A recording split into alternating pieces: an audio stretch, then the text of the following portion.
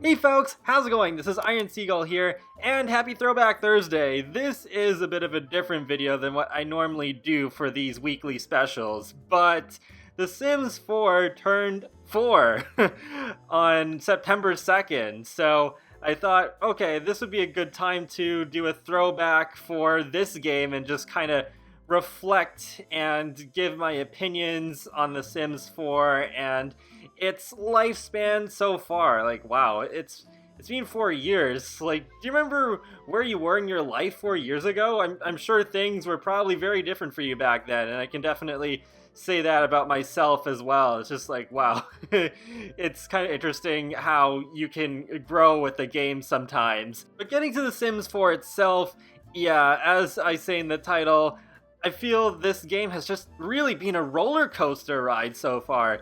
Though I could say pretty much the same thing about The Sims 3 for different reasons, but still, yeah, it feels like ever since after The Sims 2 reached the end of its lifespan, things really started changing with The Sims, and sometimes for the better, sometimes for the worse. But with The Sims 4, yeah, the launch, of course, if you're watching this video, you probably already know very well how and why The Sims 4's launch was so terrible. There were those leaks where they were saying that The Sims 4 was originally supposed to be an always online game in a very similar way to the very poorly received SimCity 2013 reboot. And yeah, obviously that launch went very poorly as well. And then they took out the online components that was going to be in The Sims 4, and, well, that's probably why The Sims 4 launched in what you can very easily argue to be an incomplete state. I mean, gosh darn it, ghosts and pools were missing when the game launched, and those were things that were always in the base game when they launched ever since The Sims 1. And a bunch of other things as well, like the repair service and gardener NPCs. But of course, the thing that people were most vocal about were toddlers, and oh boy, I do not miss the drama that was surrounding toddlers. There was always so much debate about whether the toddlers were ever going to come back, and whether the singers were even working on bringing toddlers back, because with corporate procedures and all, their hands were tied, so they couldn't just say, oh, yeah, we're working on toddlers, they're eventually going to return. But nope, all they could really say is that we hear your complaints. Eventually, we did get toddlers back over, like, 2 years later, thankfully as a free update. They probably could have charged us extra and would have gotten away with it, but nope, they actually gave them to us for free. And thank goodness, that was probably still, even now, one of the best free updates they've ever put out for this game. And I think the game has mostly gotten better since toddlers were added, but for the first 2 years or so, those were really, really rough. And yeah, it is kind of funny that I'm saying that now as the outdoor tree trailer is playing where Sims are roughing it. But funny enough, I might as well say it right now, I think the game packs are one of my favorite aspects of The Sims 4, even though, yes, it is normal for these features to come in expansion packs. Almost every time, I've really liked them as game packs more than they were in expansion packs. Like the restaurants and the vampires especially, I think, are vastly improved over their counterparts in the previous games, and they probably wouldn't have had half the depth they did if they had just been shoved into an expansion pack as a secondary feature. At times, I actually like some of the game packs more than the expansion packs, which is kinda odd. Like, if I were to pit Parenthood against Get to Work, I would definitely choose Parenthood in a heartbeat. But the earlier expansion packs were definitely pretty, Like, Get to Work tried to smush retail stores and professions into one expansion, and it didn't quite work as well as it should have. I think even another good example of pitting a game pack against an expansion pack is Dine Out versus Get to Work. Like, I think the restaurant system is so much better than the retail management from Get to Work. and then get together. Well, that was a controversy all within itself. Even though a lot of people seem to love the expansion pack now, when it was first being advertised, oh boy. And yeah, I don't know. It's an okay expansion pack, but it was definitely not something people were asking for at the time.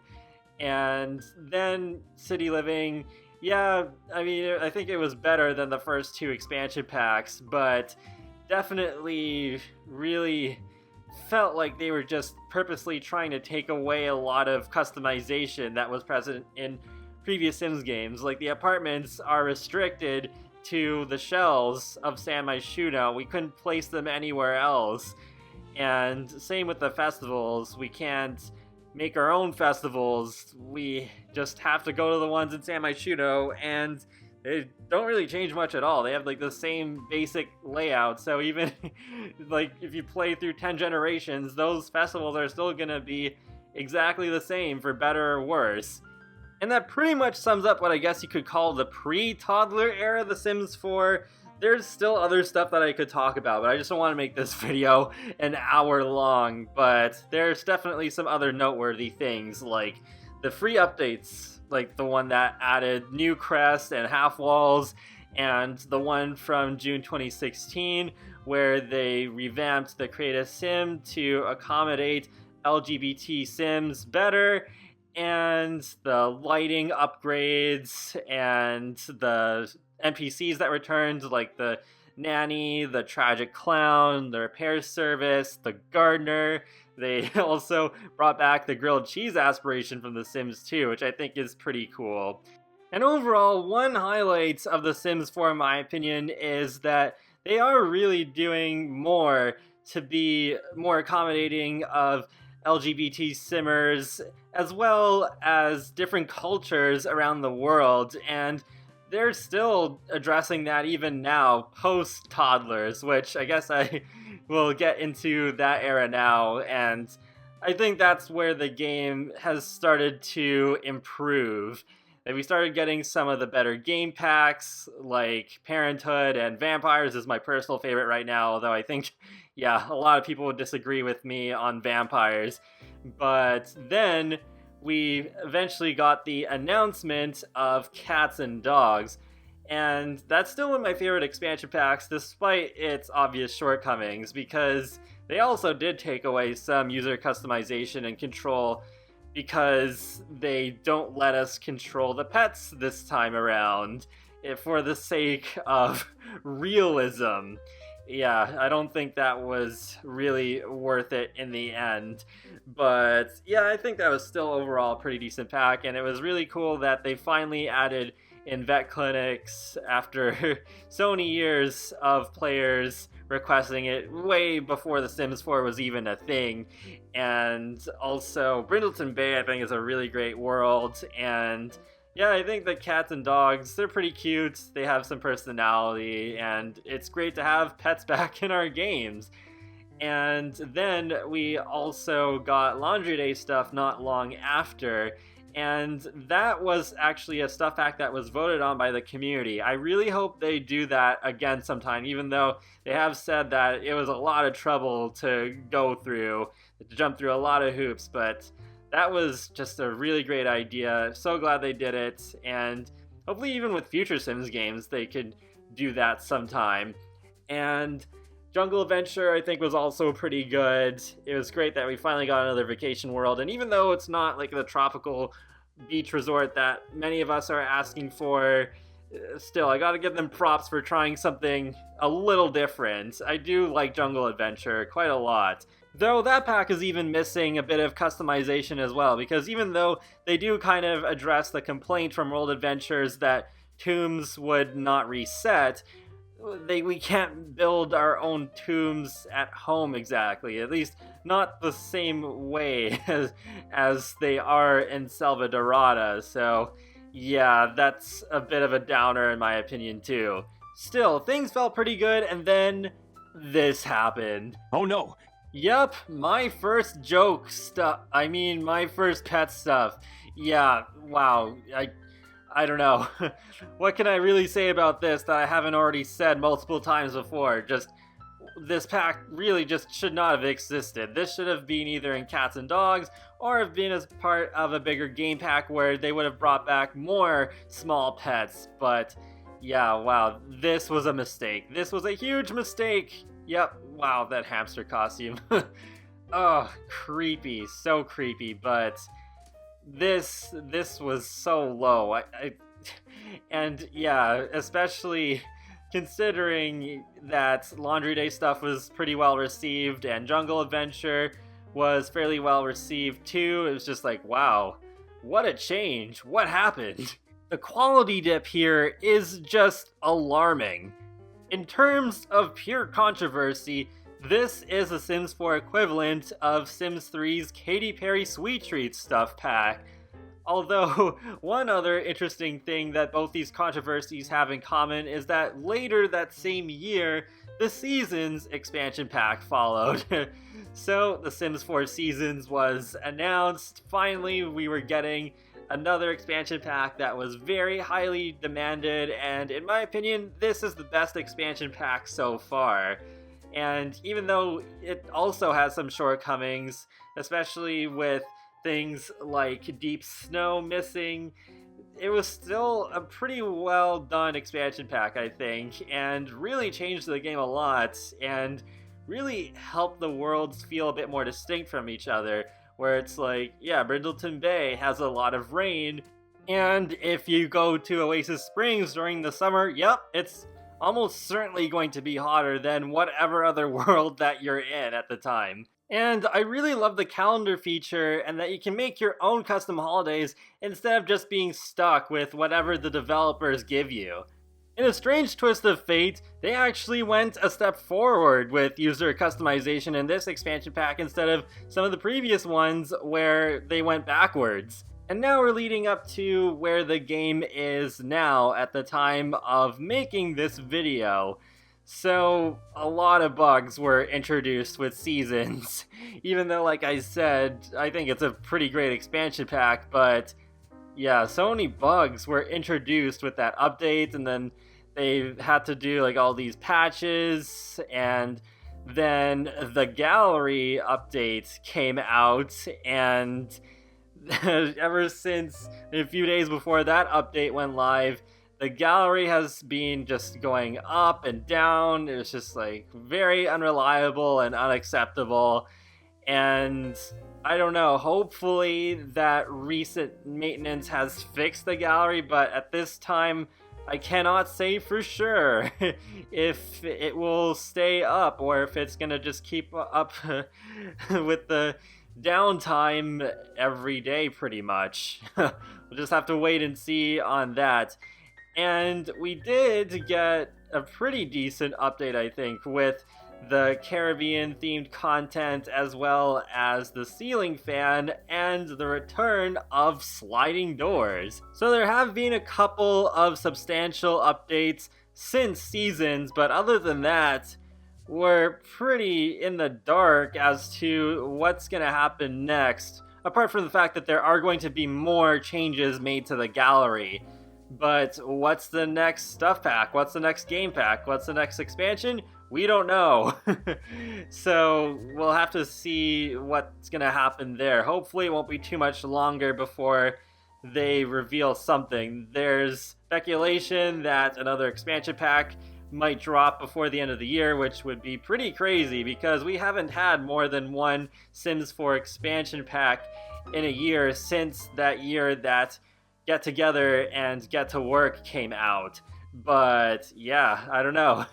The future is a little uncertain in my eyes because on the one hand, this year, yeah, we got some pretty decent packs like Laundry Day and Seasons, but then we got the utter crap that was my first pet stuff. So what's gonna happen? Are the packs gonna continue to improve, or are we gonna get more very questionable packs like my first pet stuff? I don't know. But what I do know is that they really need to fix the bugs. No, really. One advantage that The Sims 4 had when it first came out is that, hey, at least the game runs pretty smoothly and doesn't have many bugs. Well, now, actually, I would say the Jungle Adventure patch was where things really started to tip over, but then, especially with the Seasons patch, things started to get a lot worse with Sims teleporting a lot, and some of the glitches that have been fixed since, like the obsessive petting the pets. But yeah, I'm pretty worried about the state of The Sims 4 in terms of bugs as well, not just what we still should get, in my opinion, like university and farming and more depth to the Sims themselves. It's kind of funny. They said, like, one of the first things they ever said about The Sims 4 is that they were going to focus on the Sims themselves, but apart from the emotions, I don't know, I think they could do a lot more. Like, bring back the chemistry system from The Sims 2, bring back the interest system. Like, there was that interest idea that I talked about from the arts and crafts idea that another simmer came up with, where they could affect skill building and where children could even grow up to resent certain skills if they're forced to partake in them, even if they don't like them, and stuff like that. And maybe even put in situations that happen out in the neighborhood, kind of like with Sacrificial's Life's Drama mod, where you can have like these runaway brides that appear in the neighborhood with their groups chasing after them, or these troublemaker kids, or lost toddlers, and that sort of thing, where it adds more drama to the game and just more life overall. But overall, going back to the beginning of this video, yeah, overall, what a roller coaster The Sims 4 has been so far. Even though I overall like the game much better now, there's still some low points that happen every now and again that make me wonder, oh boy, is The Sims 4 going to be everything that I want it to be? And hopefully now that most of the big fan requests are out of the way, that they can start doing more packs that add new exciting things, because most of the noteworthy packs with The Sims 4, in my opinion, are the ones that bring back something that's already been in The Sims at least a couple of times over. It's just too bad that The Sims 4, even 10 or 20 years from now, will most likely be most prominently remembered as, oh, that Sims game that's missing so much stuff and really didn't improve the Sims series drastically enough compared to what The Sims 2 and The Sims 3 did. Overall, I like this game and I still enjoy playing it more than The Sims 3, but gosh darn it, they really should have waited at least 6 more months to release The Sims 4, because this game could have been so much better. It really could have. And the fact that they released some major features like ghosts and pools so quickly after launch, it really says that Sims 4 should have been released a little bit later. And to think, the base game was already delayed once. It was supposed to come out in spring of 2014, but then it was delayed until the fall of that year. Imagine what The Sims 4 would have been like if it had come out on that original release date. Oh geez. But even with its drawbacks, I still get a lot of enjoyment out of The Sims 4. And if I didn't, I wouldn't be making videos about The Sims 4 anymore. I would have just gone back to doing videos on The Sims 3 or just doing more Sims 2 videos apart from the Throwback Thursday specials. I've been playing The Sims since The Sims 1, and there's qualities that I like in each Sims game, and I can recognize the differences and focuses between each one. Like The Sims 1, they were just figuring things out, and even to this day, I really love the cute, quirky style of The Sims 1 and its soundtrack. It's such a nostalgic trip. I still love playing it every now and again. And The Sims 2 is overall my favorite Sims game. It has some great gameplay that I think still holds up today and is especially great for family players. And The Sims 3, the open world, the creative style, and overall customization is really great, even with all of the glitches that it has. And The Sims 4 has the best Sims, the best graphics, and some other little things here and there that I feel like are more approachable and user-friendly, like how easy it is to do group activities, and also the user interface. I like it a little bit more than some of the previous Sims games, and yeah, I think think I'm gonna just wrap it up here. But where are my cars, EA?